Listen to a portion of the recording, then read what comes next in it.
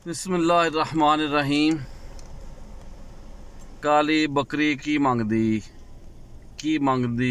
मंगदी अल्लाह कोलों मींह मंगदी।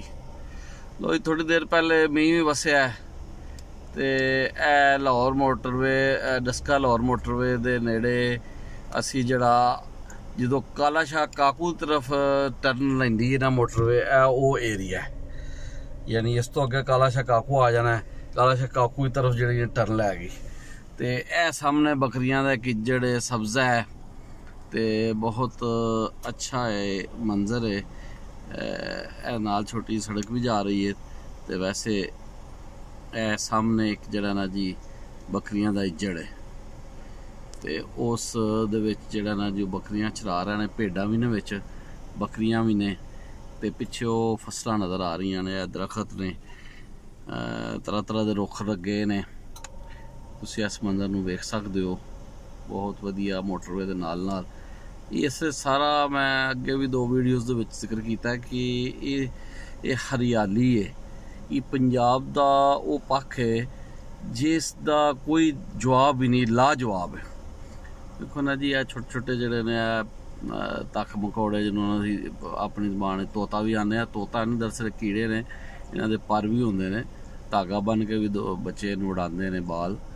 तो लो जी इज्जड़ सामने मौजूद है, देख सकते हो तुम इज्जड़ का नज़ारा। बारिश तो बाद मींह जो थोड़ी देर पहले वसया उस तो बाद चल रहे हैं तो इस तो अगे भी एक इज्जड़ है, उसका भी नज़ारा किया जा सकता है। वो भी इत्थे बकरियां चरा रहा जी।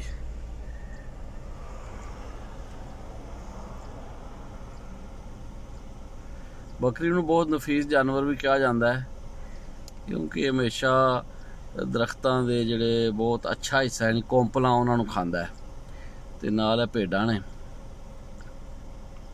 बकरी के दुध नूं बहुत मुफीद करार दिता गया है।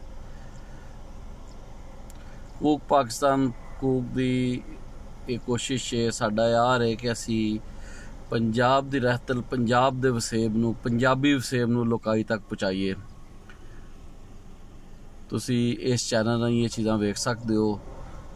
तो लो जी, जिन्होंने लोगों ने इस चैनल को सबसक्राइब किया है वो तो बहुत वधिया, जिन्हें नहीं किया वो हुण सबसक्राइब कर लैन ते नाल जी टल्ली आ रही होंदी है यानी बैल आइकन उन्होंने भी प्रेस कर दिओ ताकि तुहानूं सारियां वीडियोज़ फौरन मिल सकन। बहुत वधिया जी, बहुत वधिया जी। रब राखा ते अल्लाह बेली।